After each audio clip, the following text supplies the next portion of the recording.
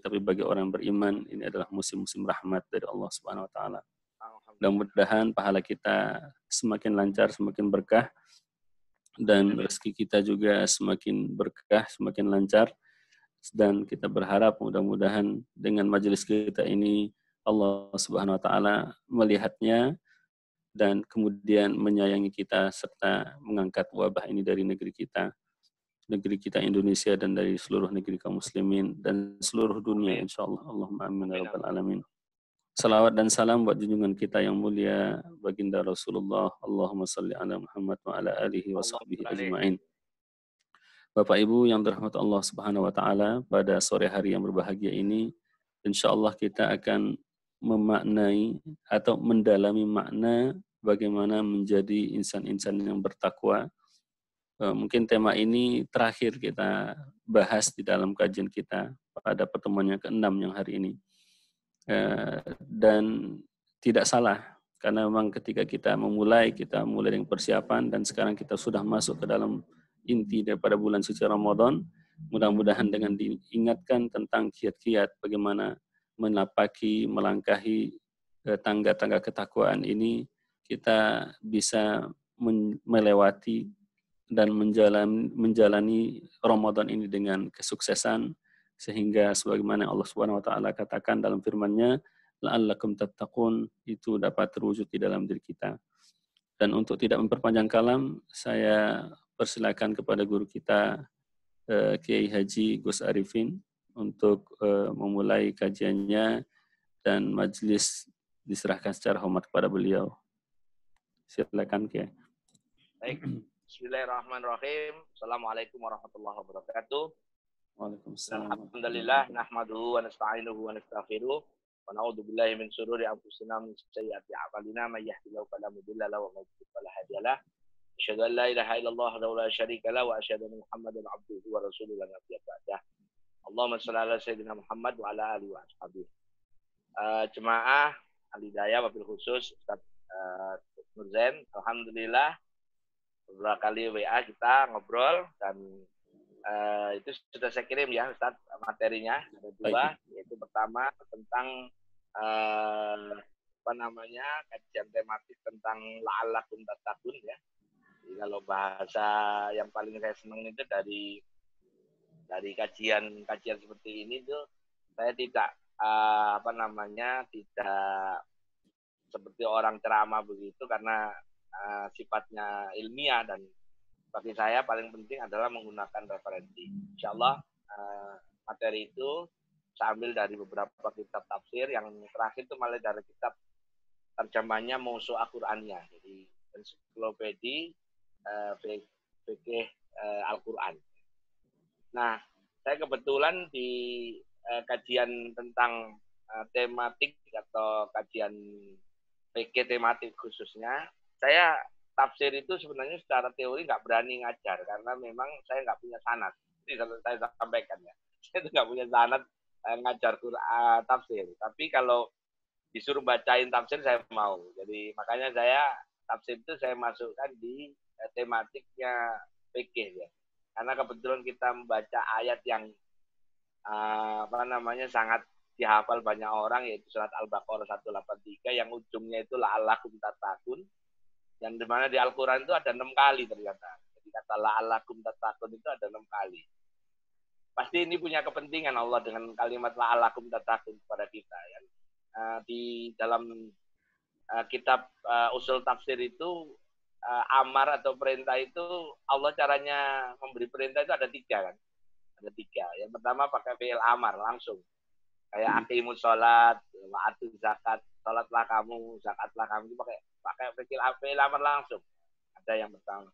Yang kedua pakai lam amar. Jadi lam yang maksudnya seperti orang tidak seperti malah kelihatan seperti fi'il mudhari'.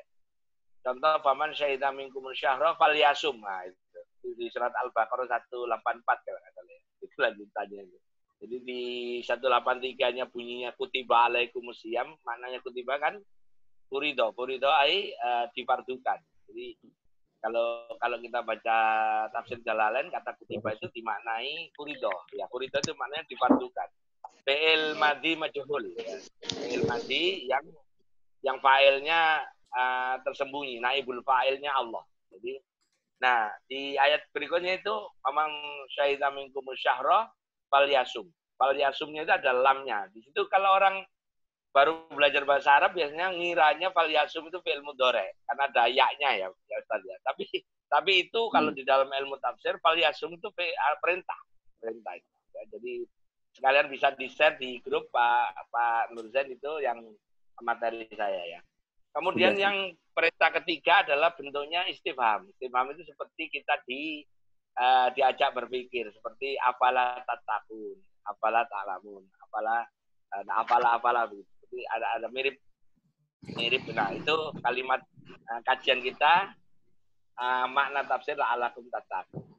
Nah, ternyata apa yang kita bisa ambil dari kalimat itu nanti bisa mengarahkan kita bahwa sesungguhnya Allah itu memberikan tanda kutip firman-firmannya baik secara tersirat maupun tersurat di dalam ayat, baik yang muhkamat maupun mutasyabihat di ayat, itu banyak sekali pesan atau perintah bahkan itu memang menuju ke ketakwaan. Kalau kita perhatikan 6 perintah yang kata la'alakum tattaqun itu kan yang pertama surat Al-Baqarah ayat 21 ya, itu ujungnya juga la'alakum tattaqun. Itu terkait dengan Allah mengingatkan kita terhadap supaya kita paham bahwa kita adalah Allah yang menciptakan. Yang di halaman ketiga itu, halaman ketiga.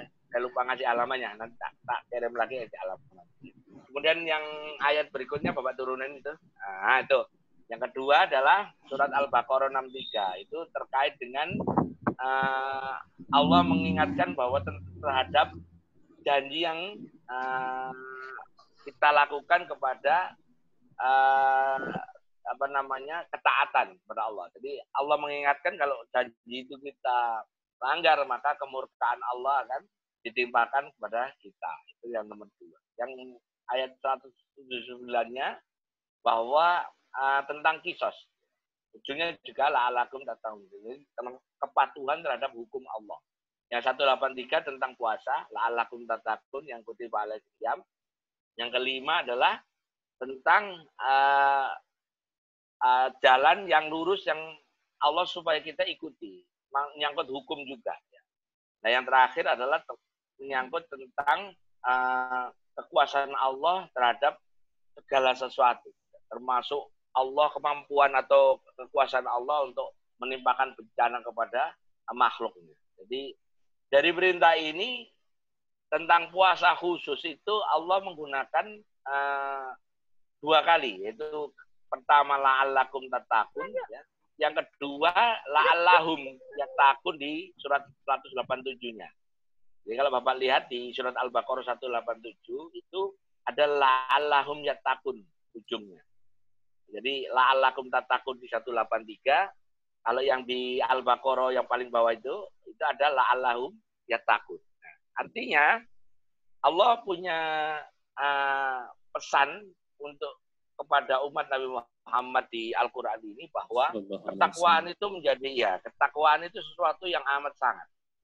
Jadi nanti sekalian Bapak bisa tulis, Bapak jemaah tulis, sebenarnya kenapa ketakwaan itu mesti kita yang dijadikan tujuan oleh Allah orang puasa, kok bukan agar kamu masuk surga, agar kamu terhindar dari siksa Allah, agar kamu kaya, agar kamu kenapa la'alakum tattaqun, itu bisa langsung dijawab bahwa tak berarti ketakwaan itu satu kedudukan predikat yang diberikan oleh Allah kepada hambanya, ciptaannya, manusia khususnya itu, bahwa siapa orang yang masuk di kedudukan takwa itu, maka Allah akan mendudukkan hamba itu di tempat yang mulia.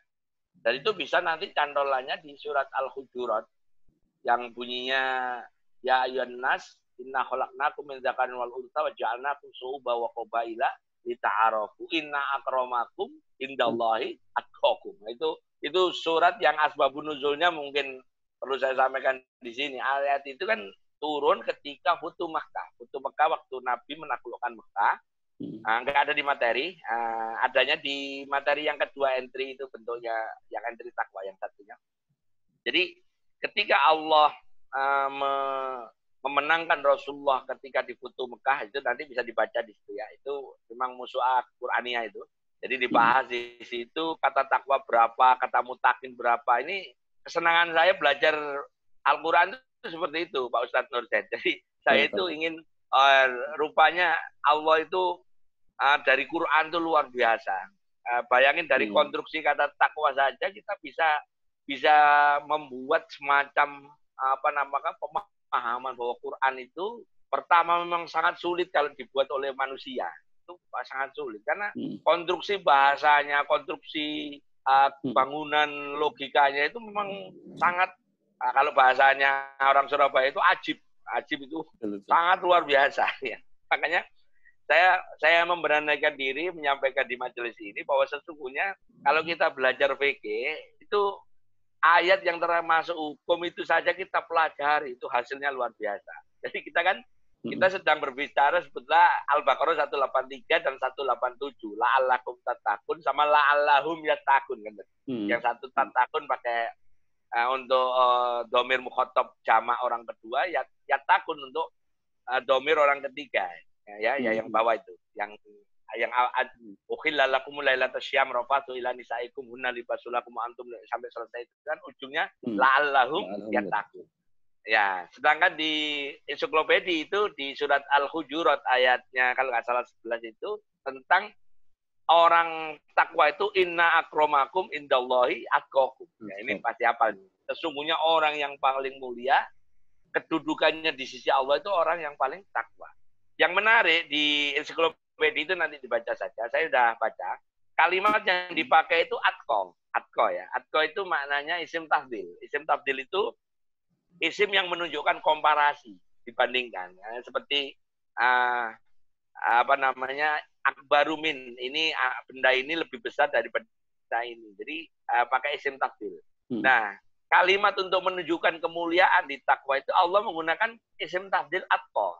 Siapa yang paling mulia di sini? Inna akramakum indallahi atqakum. Nah, kata atqonya itu isim tafdil kan? Nah, kalau isim tafdil itu di pemahaman saya di ilmu nahwu, kalau itu bentuknya isim tafdil, berarti derajat takwa itu tidak tunggal. Ya, saya ulangi, derajat ketakwaan itu tidak tunggal satu, tidak, tapi bertingkat-tingkat. Ya, bertingkat-tingkat. Jadi seperti tangga gitu. Ini yang derajat paling rendah, ini lebih tinggi. Bahkan kata sebagian ulama di dalam kitab seperti di Ihya saja, itu kalau kita mendengar kata takwa yang paling rendah itu kan diukur dari orang itu beriman apa tidak. Jadi orang yang sudah mengucapkan syahadat, asyhadu an la ilaha illallah wa asyhadu anna Muhammad Rasulullah, itu sudah bertakwa. Yeah. Sudah bertakwa itu. Iya, tapi yang paling yang ya kalau bahasanya saya orang memenuhi kriteria asal lolos saja lah itu. Yang paling rendah. Nanti naik. Nah yang paling tinggi itu yang paling takwanya yang paling tinggi itu diraih dengan beberapa cara. Nah ini yang akan kita sampaikan. Jadi ini konsepnya. Jadi supaya kita memahami kata takwa itu jangan keliru. Karena kalau takwa itu tunggal, kedudukan posisi yang satu itu berat karena takwa itu sulit. Karena seperti di surat Ali Imran kan ya ayyuhalladzina amanu taqullaha haqqa tuqatih wala tamutunna illa wa antum muslimun. Itu kan sering dibaca di khutbah. Surat ini kan ketika menjelaskan bahwa para sahabat itu imannya atau takwanya itu seperti meniru Rasul kan. Artinya harus benar-benar. Nah, waktu itu rujukannya orang bertakwa itu cuma satu zaman Rasulullah. Ya Rasulullah itu. Maka orang-orang pada melihat Rasulullah sholat, Rasulullah melihat Rasulullah puasa, sahabat melihat Rasulullah itu bagaimana berdagang. Jadi mereka itu betapa beratnya meniru Rasul. Sampai-sampai Zainab pernah meniru sholatnya Rasul dengan bacaan yang panjang qiyamul lail, ya kan? Itu ngiket badannya di tiangnya Masjid Nabawi kan. Nah, begitu ngantuk biar kan semula dia Zainab baca ayat-ayat panjang seperti surat Al-Baqarah, Ali Imran, ngantuk jatuh akhirnya dia menggunakan tali seperti sarung begitu di tiang. Jika kalau ngantuk dia nggak jatuh. Nah, waktu subuh rupanya Zainab lupa ngambil, Rasulullah tahu. Mahada, ini apa? Oh, ini izarnya si Zainab. Rasulullah nanya, ada apa Zainab sholat seperti itu? Beliau ingin meniru engkau kalau sholat ya Rasulullah dengan bacaan yang panjang. Rasulullah nangis. Kenapa? Wah, ini berat kalian kalau niru aku. memang Rasulullah udah ngerti kalau niru Rasulullah full seperti beliau kan berat. Ya. Bagaimana sholatnya beliau, bagaimana puasanya beliau berat. Nah, akhirnya Rasulullah karena merasa kasihan sama umatnya, terus turun surat At-Taghabun, nanti dilihat aja di surat At-Taghabun itu ada ayat yang mirip dengan surat Ali Imran, yaitu ya ayyuhalladzina amanu taqullaha mastata'tum. Pakai mastata'tum. Ada di entry taqwa, ada di sini Mas. Di entry taqwa itu ada surat taqullaha mastata'tum.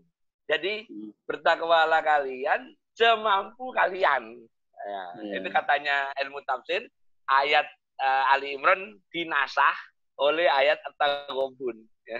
Jadi akhirnya sebenarnya kita itu kelasnya semampunya.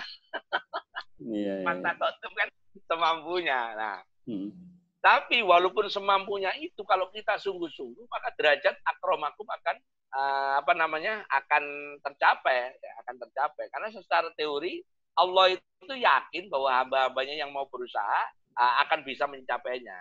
Kan la yukallifullahu nafsan illa usaha. Allah tidak akan membebani umatnya, hambanya sesuai dengan kemampuannya kan.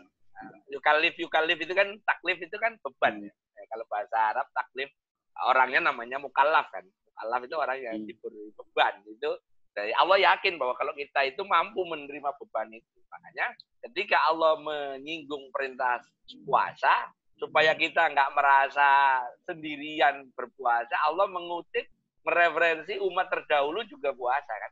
Kama kutiba alal ladzina min qablikum. Jadi orang-orang kalian tuh berpuasa karena dulunya sudah ada orang yang berpuasa kan gitu. Nah, ini penting kita pahami. Jadi kita itu jangan-jangan begini loh, Ustaz dan para jemaah. Kita itu kadang-kadang merasa, kok Allah tuh bikin orang sengsara sih, enak-enak mangan soto siang-siang kok puasa gitu. Ini kalau kita baca surat Al-Baqarah 183 itu langsung patah itu konsep itu. Bahwa sesungguhnya yang lapar itu nggak hanya kita, yang disuruh puasa nggak hanya kita, umat sebelum kita juga puasa. Nah, ngapain kita ngomel lah gitu, kira-kira gitu. Ini cara Allah didik kita gitu. Nah, esensinya begini. Kenapa Allah menggunakan kalimat la'allakum? Kalau di dalam ilmu bahasa Arab, la'alla kan litaroji, maknanya harapan. Jadi salah satu mencapai derajat takwa itu memang salah satunya dengan puasa. Nah, derajat yang lain kalau di dalam surat nanti bisa dicatat, tapi itu ada di di materi entry ya. Nanti tinggal dibaca. Ya itu ada di Bapak bisa baca nanti di surat di situ ada nomornya saja di entry itu surat Ali Imran, surat Ali Imran 134 ya. Catat aja dulu, nanti materinya saya kirimkan ini ya. Ini susulannya. Selain Allah menyuruh kita bertakwa itu lewat puasa, Allah menyuruh kita nanti lewat ujung puasa. Kalau ujung puasa kan itu ada perintah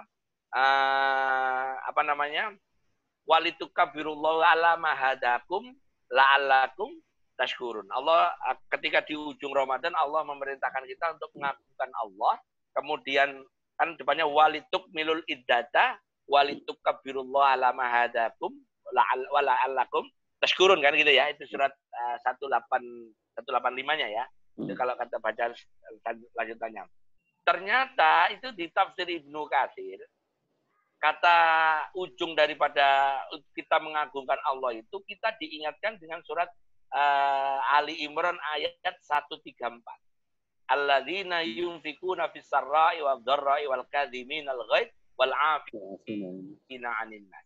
Ya. Wallahu yuhibbul muhsinin. Nah, itu rupanya kata Ibnu Katsir, ayat ini terkait dengan surat Al-Baqarah 183.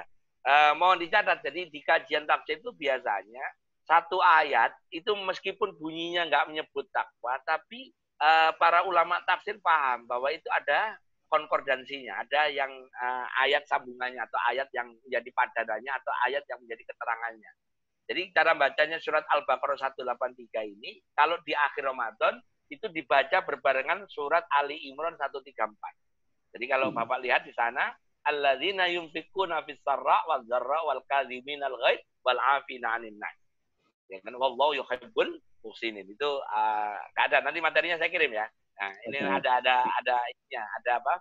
Ada hubungannya dengan predikat takwa yang mau kita raih. Ternyata untuk meraih takwa di samping melalui puasa ya. Kalau di surat Al-Baqarah 1 sampai 5, alladzina yu'minuna bil ghaib wa yuqimuna sholata wa mimma razaqnahum yunfikun. Sama itu ya. Nah, kalau di yang pertama kan alif lam mim dalikal kitabul la raiba fihi hudal lil muttaqin. Alladzina yu'minuna bil ghaibi wa yuqimuna sholata wa mimma razaqnahum yunfikun. Di surat Al-Baqarah 1 2 3 yaitu dikatakan ujungnya yunfikun. Nah, yunfikun itu dibaca di surat Ali Imran, alladzina yunfikuna fis sarra wad dharra wal kadhimina al ghaidz wal 'afina 'anil nas. Jadi sekarang saya buat lebih simpel begini. Allah kan meminta kita untuk masuk derajat yang mulia. Seperti nanti kemuliaan yang diperoleh oleh asal muasal Allah ingin menjadikan hambanya ini semuanya mulia, berasal dari surga, semuanya balik ke surga semuanya. Kan gitu kan? Teori awalnya itu kita itu diciptakan dari surga, disuruh nanam di bumi, mazroah di bumi, nanti harapannya Allah kita semuanya balik ke surga. Tapi kita kan masuk surga harus ada usaha, nggak gratis. Nah, nggak gratisnya itu Allah fasilitasi. Kalau umat Nabi Muhammad fasilitasnya banyak. Satu amal dikalikan 10. Kan kalau kita berbuat baik, kalau umatnya Nabi Muhammad 1 dikali 10. Kalau Ramadan ini sunnah jadi wajib. Yang wajib dibalas oleh Allah berlipat-lipat. Nah, itu fasilitas Allah sebenarnya kalau itu kemurahan Allah itu. Jadi kita itu di puasa ini difasilitasi Allah banyak hal, fasilitas pahala, fasilitas macam-macam. Nah, ketika kita berbicara takwa tadi kan lewat jalannya salah satunya pertama kalau dibaca di surat Al-Baqarah kan melalui puasa. Kenapa puasa yang dipilih untuk di ujungnya la'allakum tattaqun? Karena di puasa itu mengandung semua aspek yang dibutuhkan. Yang termasuk yunfikuna fis sarra wad dharra wal kadhimina al ghaidz wal 'afina, semuanya ada di sana. Coba orang puasa itu pasti kalau seandainya dia paham, dia mikir begini. Misalnya saya atau Bapak jemaah puasa, lapar. Itu kan waduh, kalau ada orang yang ngasih buka enak ini. Artinya kita berharap ada misalnya ya, ada orang yang ngasih buka atau ngasih sesuatu kita seneng. Nah, ngasih sesuatu itu kan kalau dalam bahasa agama kan namanya berinfak. Jadi Allah itu mengingatkan kita untuk memperoleh atau menggambarkan kita menjadi ahli sedekah, kita disuruh jadi objeknya dulu. Jadi kalau kita misalnya disuruh kita untuk empati pada orang miskin itu ya kadang makan kadang enggak, kita diingatkan Allah, kamu tahu nggak rasanya orang miskin? Ya udah coba kamu lapar di siang hari. Nah, begitu kita lapar, kita paham, oh orang miskin itu lapar nggak enak. Nah, itu butuh diberi infak. Nah, kita jadi ingat, oh berarti Allah mengingatkan kita bahwa salah satu cara di puasa itu Allah didik kita supaya takwa lewat menyelami keadaan orang lain. Karena kalau kita mau paham, mau ngasih orang bahwa kita lapar itu senang dikasih, ya berarti kita ngasih orang kan gitu. Karena kebetulan kita kalau puasa kan sebenarnya buka insya Allah semuanya sudah punya bukaan. Bagaimana dengan orang yang miskin, fakir, yang tiap harinya nggak tahu bisa makan apa enggak? Kan begitu kan? Nah, ini yang pertama. Yang kedua, di ayat Ali Imran 134 itu jelas bahwa yunfikuna itu tidak hanya fisarro. Fisarro itu adalah keadaan lapang. Pas punya duit, infak memang agak enjoy, enak ya. Tapi kalau fidorro lagi, kalau bahasa orang Jakarta bokek kan, oh enak aja duit lagi bokeh ngasih loan gitu kadang-kadang. Itu dua keadaan ini Pak, baik fi sarra wal dharra. Allah sengaja memilih kalimat sarra dan dharra dalam keadaan lapang maupun dalam keadaan sempit. Nanti saya kirim materi yang ini sudah ada di depan saya tadi. Kalau sambil tangan saya nanti distract sambil ngirim ya. Nah, kemudian wal kadhimina al ghaidz. Kata al kadhim itu kalau Bapak lihat di kamus, lihat di Munjid atau lihat kamus Munawir ada Al-kadhima. Kadhima itu kalau di ilmu bahasa Arab itu maknanya tremos. Kalau Bapak tahu tremos ya. Tremos tahu ya? Termos yang biasa untuk kalau kita ngasih air panas ya panas terus gitu ya. Kalau dingin dingin terus ya. Kadhima itu maknanya menahan. Al-kadim. Jadi kalau kita bahasa Arabnya tremos itu al-kadhima. Al-kadhima itu ya menahan. Artinya kalau yang panas ya ditahan panas terus. Kalau dingin ya ditahan dingin terus. Allah menggunakan di surat Ali Imran itu kata wal kadhiminal ghaid. Orang yang menahan dari marah. Jadi marahnya itu nggak boleh keluar. Jadi kalau ada marah di dalam kita, jangan sampai keluar. Itu bahasa Quran itu memang kalau saya itu ajib banget. Kalau apalagi sudah belajar bahasa Arab tentang mufrodat ya. Allah menggunakan kazim. Kata kazim itu memang kalau Bapak baca lihat nanti iseng-iseng bahasa Arabnya tremos itu kazimah. Kazimah itu tremos. Allah menggunakan di surat Ali Imran 134 itu al-kaziminal ghaid. Orang yang menahan amarah supaya nggak muncrat keluar. Supaya marahnya itu hilang habis di dalam dirinya. Nggak sampai orang lain tahu bahwa kita meledakkan amarahnya. Karena kalau marah itu kalau diledakkan bahaya kan gitu. Nah, yang terakhir wal afina aninna. Yang memberi maaf, ya. Jadi kalimat yang dipakai itu fi'il mudhari memberi maaf, bukan meminta maaf. Jadi rupanya Islam mengajarkan kita memberi maaf. Kayak yang umum orang itu kan meminta maaf.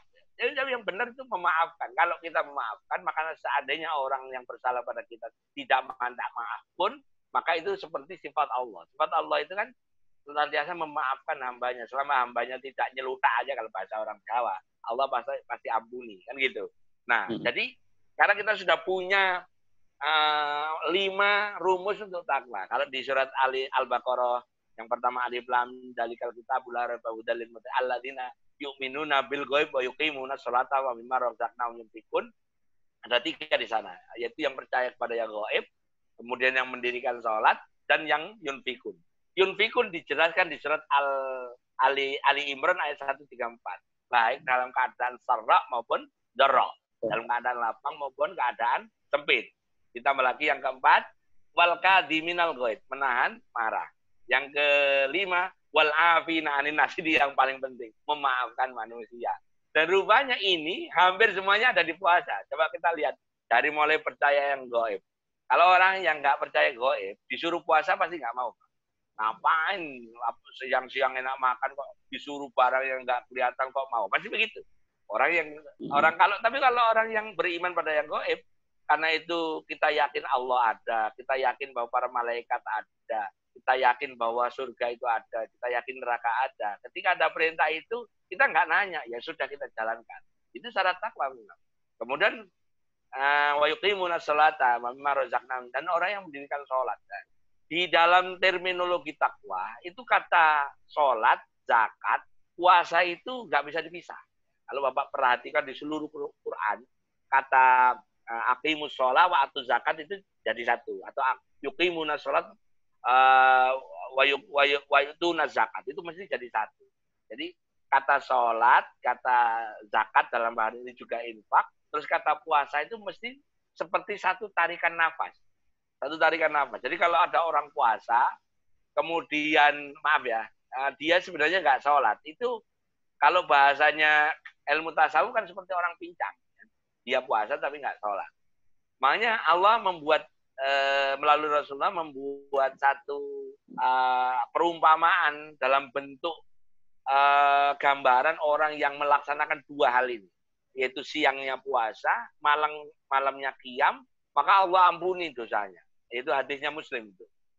Man shoma Ramadhana imanan wahtisaban, ghufira lahu ma taqaddama min dzanbi. Itu hadis itu kan separuh itu. Ada lanjutannya, waman qoma, ada wanya kan. Waman qoma Ramadhana imanan wahtisaban, ghufira lahu ma taqaddama min dzanbi. Jadi siangnya saum, malamnya qiyam.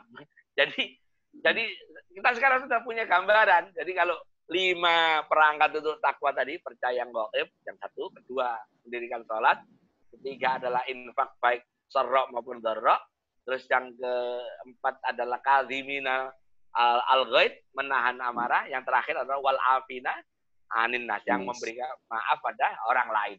maka 5 ini sudah, maka kita sudah satu langkah ke depan untuk menuju takwa. Karena kalau puasa saja nggak cukup. Ya kan, kalau puasa saja nggak cukup. Karena kalimatnya la'alakum. La'alakum itu kan ditaroji kalau bahasa Arab. Ditaroji itu agar kamu bertakwa. Artinya kalau cuma hanya puasa, nggak jamin kita bisa takwa. Tapi kalau puasa dibarengi dengan 5 tadi, berarti 5 + 1 puasa 6, maka insya Allah la'alakum tattaqun tercapai. Simpelnya, kesimpulannya dari uraian saya tadi, ya nanti bisa dicatat yang bawa pulpen, nanti dibaca surat Al-Baqarah ayat 1, 2, 3, sampai 4 juga nggak apa-apa, kemudian surat Ali Imran 1, 3, 4, kemudian surat At-Taghabun, saya lupa ayatnya, yang bunyinya mastata'tum, kemudian surat Al-Baqarah 183 dan 187. Itu kesimpulannya bahwa untuk menuju takwa ada 6 cara. Yang pertama, beriman pada yang gaib. Kedua, mendirikan sholat. Ketiga, yunfikun, berinfak. Berinfak ini termasuk di dalamnya zakat ya. Berzakat bagi yang mampu. Kemudian yang keempat adalah menahan amarah. Yang kelima adalah wal'afina annas, yang memberi maaf pada orang lain. Terus itu dibungkus dengan lewat jalan berpuasa. Jadi ada 6 step atau 6 modal kita menuju takwa. Insya Allah kalau itu terjadi, maka kita termasuk inna akramakum indallahi atqakum. Termasuk orang-orang yang bertakwa. Yang paling mulia insya Allah adalah orang yang paling atqa, paling takwa. 6-6-nya semua jalan, pasti dia baik sama, taat sama Allah, taat sama Rasul, juga baik sama orang. Itu semua 6 yang saya sebut itu konteksnya ke Allah, hablum minallah dan hablum minannas. Jadi kira-kira itu kajian kita.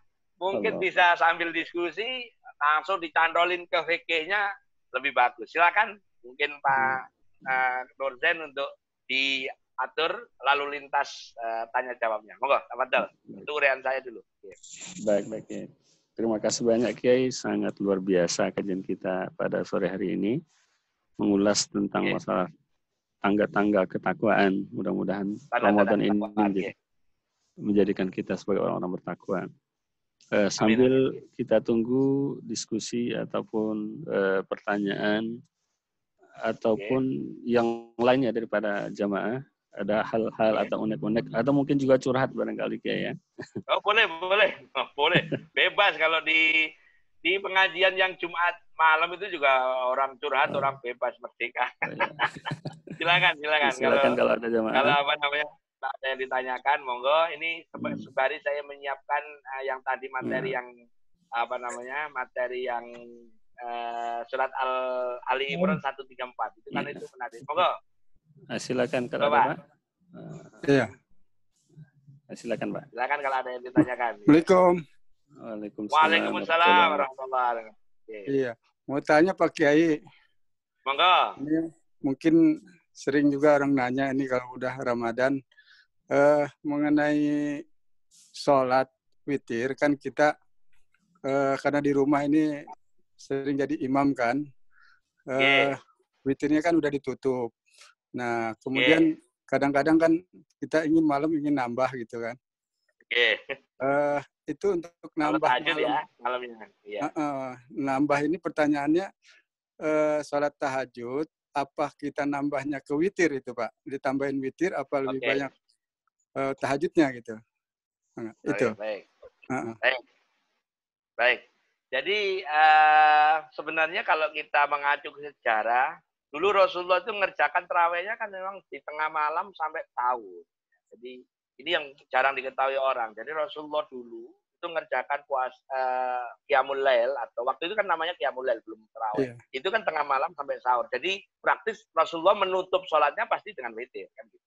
Nah, ketika umat Islam tambah banyak, waktu qiyamul lail itu bergeser ke habis Isya. Akhirnya habis sholat Isya, ba'diyah Isya kan, seperti sekarang tarawih, witir kan gitu kan. Nah, malam pengen tahajud kan gitu. Nah, pertanyaannya munculnya biasanya begini, kalau sudah tahajud apakah kita tutup witir? Pertanyaan ini dijawab dengan model pendekatan di kitab Fathul Mu'in. Jadi di kitab Fathul Mu'in ini dalam keadaan nggak puasa maupun puasa, Sayyidina Abu Bakar sama Umar itu kalau ngerjakan witir itu kan berbeda. Kalau Sayyidina Umar itu ngerjakannya di ujung malam, artinya setelah sholat tahajud menjelang subuh. Itu Abu Bakar, Umar bin Khattab. Fathul Mu'in bisa dilihat di bab sholat nafilah kalau nggak salah. Nah, Abu Bakar itu ngerjakan sholat witirnya habis Ba'diyah Isya. Ini kalau hari biasa ya. Nah, gara-gara sholat dua sahabat Nabi yang ahli surga, yang pasti dijamin masuk surga ini, sahabat yang lain nanya, ini kok dua sahabat Nabi cara ngerjain witirnya beda. Umar di ujung malam, terus si Abu Bakar As-Siddiq di awal malam kan begitu. Nah, terus dua-duanya dipanggil oleh Rasulullah. Jadi kita Fathul Mu'in dijelaskan bahwa kenapa engkau Umar sholat di ujung malam? Ya aku ingin meniru engkau. Nah, ketemu jawabannya bahwa Umar melaksanakan witir sudah tahajud di ujung malam karena hendak meniru Rasulullah. Sedangkan Abu Bakar ditanya, wahai Abu Bakar, kenapa engkau sholat witirnya sesudah Isya? Ya Rasulullah, aku khawatir kalau nanti malam besok pagi aku nggak bisa bangun. Nah, ini kalimatnya yang penting. Ya, nggak bisa bangun. Makanya aku sholat witir sekarang. Perkara nanti besok pagi saya tahajud, berarti saya sudah sholat witir. Gara-gara peristiwa ini, Imam Hanafi, Imam Abu Hanifah itu mengatakan bahwa kalau begitu caranya, Rasulullah dan sahabat itu sangat mementingkan sholat witir. Artinya, sholat witir di madzhab Hanafi bahkan dihukumi wajib. Saya ulang ya. Sholat witir di madzhab Hanafi itu dihukumi wajib. Bagaimana tidak? Abu Bakar yang takut kesiangan kalau bahasa kita ya, itu witirnya di sore. Artinya kan habis Isya kan masih sore itu ya. Jadi khawatir kan nggak bisa witir. Jadi sampai segitunya, Pak. Nah, makanya kalau Bapak sudah witir, maka ada hadis dari Nabi. Kalau sudah witir, maka Nabi berkata, la witron fil lail. Tidak ada dua witir satu malam. Jadi kalau jenengan sudah habis tarawih witir, malamnya nambahnya cuma tahajud, sholat hajat, sholat macam-macam, sholat taubat. Bukan nggak perlu lagi ditutup sholat witir. Karena tadi sudah sore, sudah sholat witir. Terus biasanya jemaah ngejar lagi begini, Pak. Ustadz, bagaimana kalau kita terawih saja, ini misalnya keadaan normal, kita nggak usah ikut witir. Salah juga itu, karena kalau kita mengerjakan qiyamul lail, antara antara tahajud dan witir itu kan itisol itu nyambung. Jadi kita ibaratkan sekarang, terawih dengan witirnya itu, 8 dengan 3 atau 20 dengan 3, itu itisol. Kita nggak bisa ngerjakan terawih 20, terus sudahlah, nggak usah witir, nanti aja. Nggak bisa, karena itu paketnya. Makanya kalau ulama 4 mazhab kan sepakat, kalau menghukumi terawih kan 8 dan 3 menurut Aisyah, 20 dan 3 menurut Syafi'i sama Hambali, 36 dan 3, 39 menurut Maliki. Qadiyat 40 dan 7 kan begitu ngomongnya, 40 dan 7, 36 dan 3, 20 dan 3, 8 dan 3. Bukan 28 enggak. Bukan hanya ngomong terawih. Jadi jawabannya kalau kita sudah kalau mau nambah malam sholat tahajud dan nggak perlu witir lagi. Kira-kira itu jawabannya Pak Sultan ya. Pak Sultan ini. Iya. Oke, itu apa namanya? Jawaban saya insya Allah. Oke, monggo kalau ada yang lagi. Ya. Silakan Ibu. Ada yang bubur kacang hijau. Oh, bubur kacang hijau, iya. Iya enak itu bubur kacang hijau kasih es, Bu. Oke. Ya, ini saya kirim materi yang tadi. Nah, monggo kalau ada Mas Nurjan mungkin diulas lagi, monggo boleh. Oh enggak ya. Cuman saya teringat aja dengan pembahasan kita ini akan nasihat seorang ulama dari Maroko namanya Syekh Said Al-Kamali. Jadi dia dapat nasihat dari orang lain, nasihatnya itu bunyinya begini Kiai. Biarkan orang lain mengalahkan engkau dalam segala hal kecuali dalam ketakwaan. Cakep itu iya. Kalau takwa jangan ngalah sama orang dah. Bener itu. Harta, kita boleh kalah soal harta.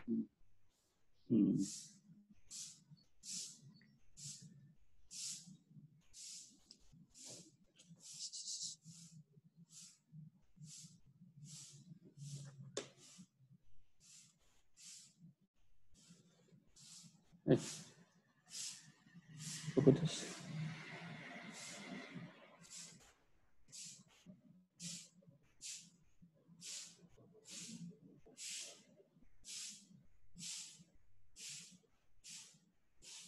putus ya?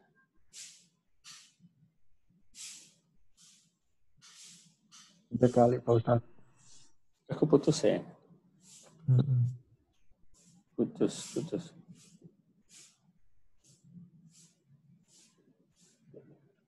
Halo? Tes? Oh iya, kalau udah keluar ya. Putus kayaknya beliau. Oh iya, putus. Sengaja ya.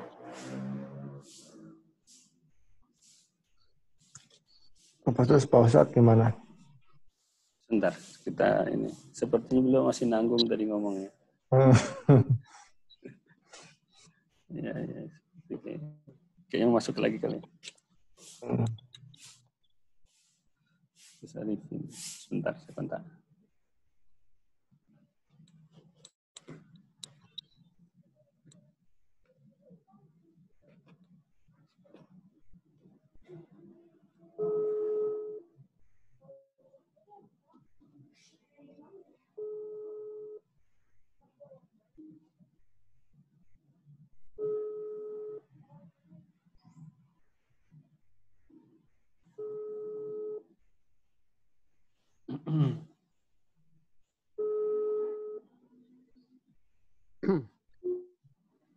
Oke.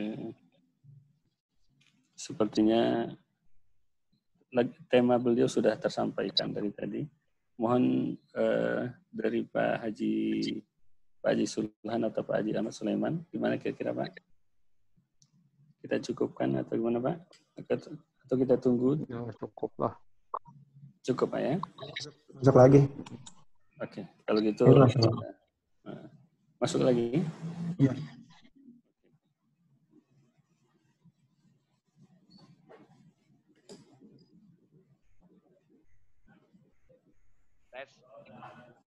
Putus ya? Putus ya? Ya, oke, lanjut ya. Ini sambil saya ngirim materi ya, yang satunya. Baik ya. Saya ingin yang lain boleh ada pertanyaan mungkin dari Pak Iwan atau Pak Abdullah, boleh silakan.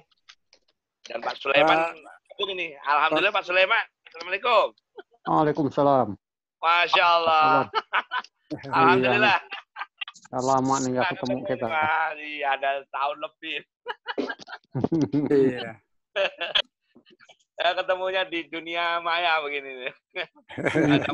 Ada Mas Marioso, Mas Rahman, Mas Tis. Rame ini ya. Alhamdulillah. Monggo, kalau ada yang ditanyakan.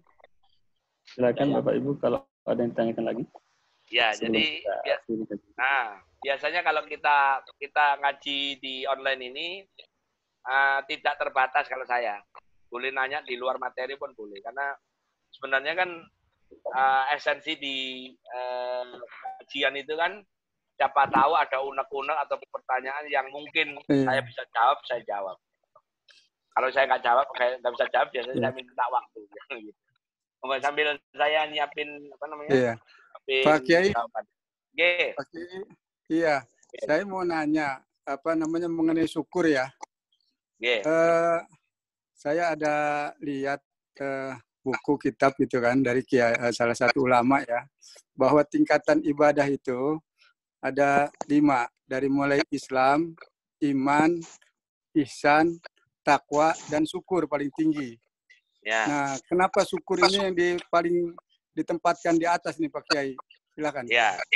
Sebenarnya syukur itu kalau dalam bahasa, kalau baca surat Al-Baqarah 185 yang depannya Syahrul Ramadan alladzi unzila fil Quran, kan terakhirnya kan walitukmilul iddata walitukabbirullaha ala ma hadakum la'alakum tashkurun. Itu ujungnya puasa itu. Terakhir ditaruh terakhir. Itu surat Al-Baqarah 185. Kan cara baca surat Al-Baqarah itu 183, 184, 185. Nanti di 187 itu menjelaskan keterangannya ujungnya la'allahum yattaqun tadi. Jadi Allah itu memberikan kepada kita semua fasilitas seperti supaya kita bisa mendapatkan kemuliaan. Allah fasilitasi setiap amal yang 1 dikasih 10 kita pahalanya. Kemudian Allah kalau kita kesulitan, Allah menolong kita. Kemudian kalau kita maaf untuk rezeki, Allah jamin rezeki kita dan seterusnya. Sebenarnya kita beribadah, bisa berpuasa, bisa sholat, bisa zakat, bisa haji, bukan karena kita. Itu teorinya, Pak. Kalau di surat di kitab Riyadhus Shalihin kan sesungguhnya kita bisa beribadah, bisa sholat, bisa puasa itu bukan semata-mata karena kita bisa, bukan. Ada unsur Allah yang sangat besar di sana. Pertama, Allah berikan kekuatan iman Islam. Allah kita yang tadi Bapak sebut iman Islam ihsan tadi itu kan Allah yang memberi. Makanya kalau kita bukan saya katanya tadi kan innal hamdalillah nahmaduhu wa nasta'inu wa nastaghfiruh wa na'udzu billahi min syururi anfusina wa min sayyiati a'malina may yahdihillahu fala mudhillalah wa may yudlil fala hadiyalah. Itu kan sering dibaca orang gitu ya. Bahwa kita bisa sholat, kita bisa puasa, kita bisa zakat, kita bisa ngaji seperti ini bukan maunya kita itu sebenarnya. Secara teori ilmu tasawuf maupun ilmu hikmah, kita itu mau ngaji itu Allah yang mempunyai peran besar. Nah kalau mohon maaf kalau misalnya Pak Nopri nggak bikin atau Bapak nggak bikin, saya ya nggak bikin, terus ya kasarnya gini lah, sudah kita rancang nih Senin, Pak Kopri sudah ngerancang, Pak Dorsen sudah ngerancang, Pak Gus, Senin ya kita ngaji, ya misalnya terus tiba-tiba saya keturun gitu, keturun itu apa ya, ketiduran, ya kan nggak jadi. Jadi nggak jadi ya. Itu kan Allah yang ngatur. Kita bisa. Saya tadi pas, ini waktunya, alhamdulillah saya sehat, Pak. Bapak-bapak sehat bisa ngaji. Nah, contoh yang paling gampang sebenarnya di puasa. Kalau menurut teorinya orang nggak makan 12 jam, nggak minum 12 jam, itu sangat menderita, Pak. Sangat menderita. Coba sekali-kali Bapak iseng, ini nggak niat puasa ya, nggak niat puasa. Bapak siang-siang biasa sarapan jam 7 atau jam 7 atau jam 6. Terus tiba-tiba nggak sarapan. Coba jam 9 itu kalau bahasanya Pak Nurzen ini, itu keliengan ya Pak ya. Udah apa itu kalau bahasa orang Jawa itu. Udah keliengan itu. Kita itu tadi malam sahur kan jam 4 ya. Jam 4:30. Itu sampai hari ini kayak saya ini masih ngoceh. Dari pagi ngoceh terus kayak burung murai itu ya pengen ngopi tapi ya alhamdulillah kan Allah yang memberikan tadi itu pertolongan pada hambanya sampai dia bisa sholat, sampai bisa dia puasa, sampai dia bisa zakat, sampai bisa berhaji. Nah kalau nanti ketakwaannya sudah diraih karena tadi semua itu, sebenarnya hasil yang kita peroleh itu nggak murni hasil kita. Ada syukur, ada apa namanya intervensinya Allah. Makanya kita disuruh bersyukur. Alhamdulillah saya berprestasi sampai sini. Alhamdulillah sampai saya masuk surga. Makanya waktu masuk surga kan orang-orang berdoa kan alhamdulillahirabbil alamin kan itu. Waktu itu tutupnya waktu masuk surga di surat Az-Zumar itu subhana rabbika rabbil izzati amma yasifun wa salamun alal mursalin walhamdulillahirabbil alamin kan. Bunyinya begitu. Ketika orang-orang nanti masuk surga yang diucapkan pertama apa? Alhamdulillahirabbil alamin. Bukan aku hebat, Allahu akbar, takbir, bukan. Itu menunjukkan bahwa syukur itu paling tinggi. Itu karena kita masuk surga, kita bisa sholat, kita bisa puasa, ada campur tangan, ada intervensinya Allah kalau bahasa kerennya itu. Jadi di situ kenapa syukur paling tinggi. Makanya kalau orang itu mau syukur dari awal, misalnya kita mulai bismillah niat, terus di akhir waktu buka puasa kan alhamdulillah kan. Alhamdulillahirabbil alamin bukan gitu. Ya, jadi syukur itu di situ, Pak. Syukur kita paling tinggi karena sebenarnya kita bisa sampai derajat takwa di ujung atau yang paling tinggi itu semata-mata bukan karena kita bisa, tapi karena pertolongan Allah. Itu Pak Sadli. Yes. Siap. Terima kasih Pak Kiai. Oke, lanjut silakan Pak Arifin boleh. Waalaikumsalam, Masya Allah. Kangen nih Pak Arifin. Gimana? Mungkin ada yang ditanyakan. Oke. Ya, jadi ini alhamdulillah nih senior saya semua ada di sini ngumpul nih, mulai Pak Sulaiman, Pak Arifin, Pak Sadli ini kumpul semua ini. Jarang-jarang saya ketemu nih kalau di masjid. Jarang-jarang. Saya ada, beliau-beliau nggak ada. Beliau-beliau ada, saya nggak ada. Tidak dipertemukan. Tidak dipertemukannya di sini. Alhamdulillah. Amin. Alhamdulillah. Alhamdulillah. Silakan kalau ada yang di hikmahnya COVID nih Pak Kiai. Hikmahnya COVID gitu. Jadi semua subhanaka apa itu? Tidak ada yang tidak berguna yang diciptakan Allah. Iya. Semuanya berguna. Iya.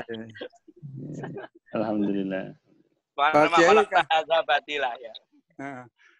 Mungkin ngambil saya ada ini lagi Pak Kiai ini.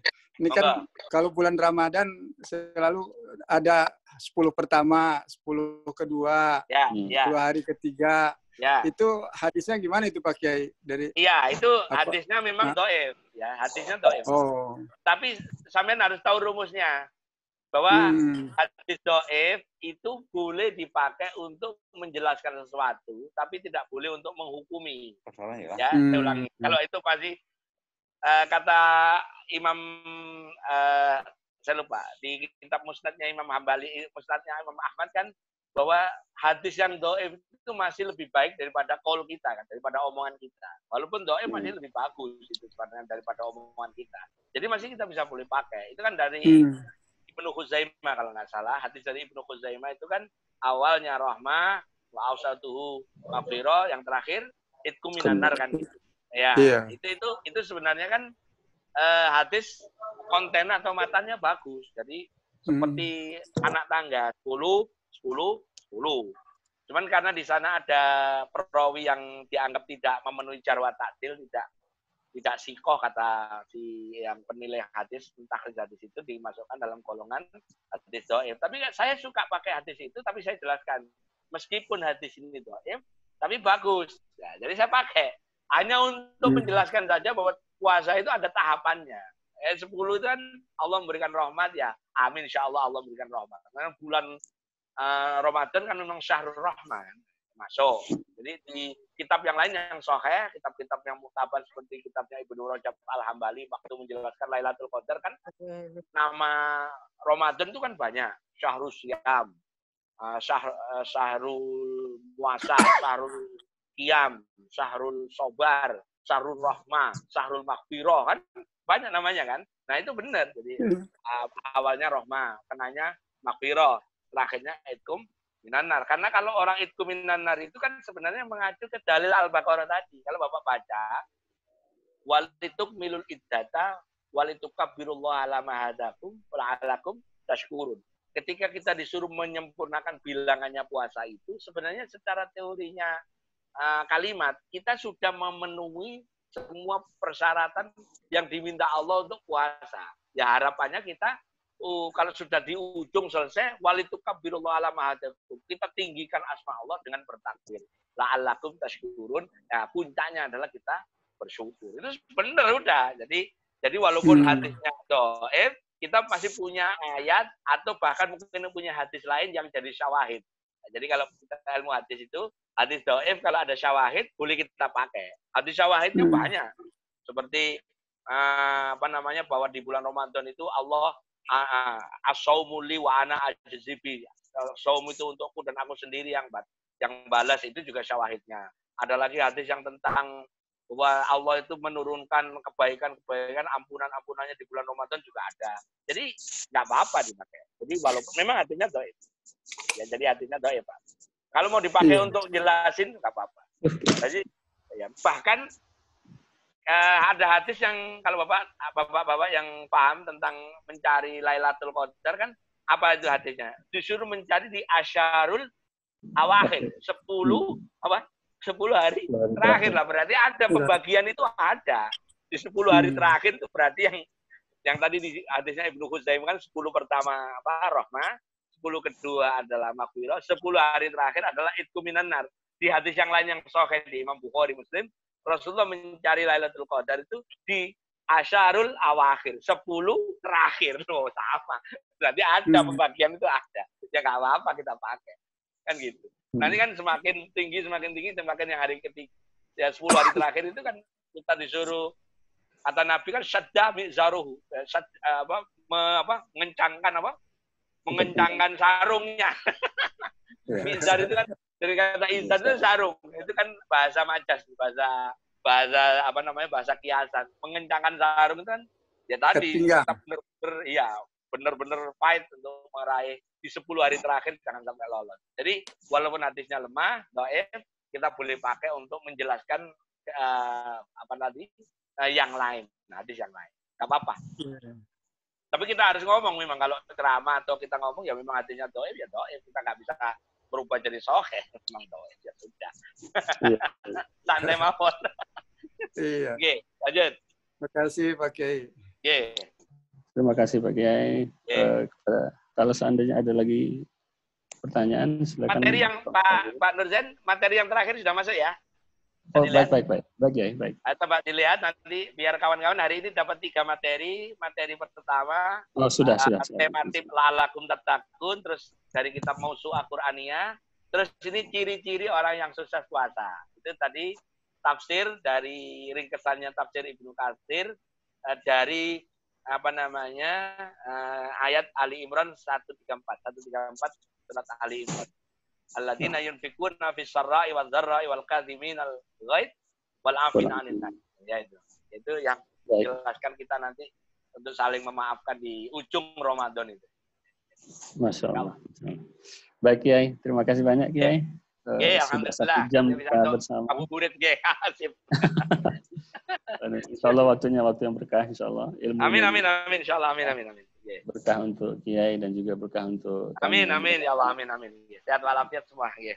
Insyaallah. Sebelum kita tutup mohon izin kiranya berkenan Kiai untuk memimpin doa dari sana. Baik ya, mari kita berdoa memohon pada Allah. Ini waktu yang mustajabah dalam hadis yang sahih, waktu yang mustajabah di Ramadan itu masuk sore menjelang buka. Mari kita memohon kepada Allah Ta'ala, mudah-mudahan Allah berikan kesehatan jasmani rohani pada keluarga kita, diri kita, dan Allah segera angkat wabah corona ini dari bumi Indonesia, dari dunia, dan Allah kembalikan kita bisa beribadah seperti sedia kala. Allahumma shalli ala sayyidina Muhammad wa ala sayyidina Muhammad. Alhamdulillahirabbil alamin hamdan yafi ni'amahu wa yukafi mazidah. Ya Rabbana lakal hamdu kama yanbaghi li jalali wajhikal karim wa 'azimi sultanik. Allahumma taqabbal minna salatana wa siyamana wa qiyamana wa ruku'ana wa sujudana wa tahassuana wa tadarru'an wa tamim taghfirana bi rahmatika ya arhamar rahimin. Allahumma atina rahmatan wa syafa'atan wa salamatan wa shifaan fi baladina Indonesia wa anta khairul munzilin. Allahumma yassir wa tu'assir wa atim lana bil khair bi rahmatika ya arhamar rahimin. Allahumma tawil umurana wa tsabbit aqdamana wa tsabbit imanana. Allahumma inna nas'aluka bil husnil khatimah wa na'udzubika min su'il khatimah. Wassallallahu ala sayyidina Muhammad walhamdulillahirabbil alamin. Terima kasih. Kurang lebihnya saya maaf. Insyaallah ketemu lagi Senin tanggal berapa Pak Nurzain? Senin keempat ya? Senin keempat insyaallah. Senin keempat insyaallah. Siap. Ya. Terima Nanti kasih materinya diinfo saja biar saya nyiapin makalahnya, saya kirim 3 hari atau 2 hari sebelumnya, nggih, Mas Nurzain. Siap. Terserah. Kawan-kawan minta materi apa atau minta materi sholat sholat Idul Fitri di rumah, termasuk teks khutbahnya mungkin ya, saya siapin. Siap. Insyaallah ya. Terima kasih banyak guru kita Kiai Haji Gus Arifin yang telah berbagi ilmu pada kita pada sore hari yang berbahagia ini. Mudah-mudahan berkah untuk beliau, berkah untuk kita semua, dan juga berkah untuk keluarga kita semua insyaallah. Amin. Banyak pelajaran yang dapat kita ambil, materinya sudah dibagi-bagikan di grup DKM Info Tausiah Al Hidayah, dan juga di grup satu lagi di DKM. Jadi sudah bisa kita baca, mudah-mudahan dapat kita simpulkan dan dapat kita amalkan dalam kehidupan kita. Amin. Demikian dari saya, mohon maaf atas segala kekurangan. Subhanakallahumma wa bihamdika asyhadu an la ilaha illa anta nastaghfiruka wa natubu ilaik. Wassalamualaikum warahmatullahi wabarakatuh. Waalaikumsalam warahmatullahi wabarakatuh. Ketemu nanti sehat-sehat nggih. Pak Firman nggih. Ya.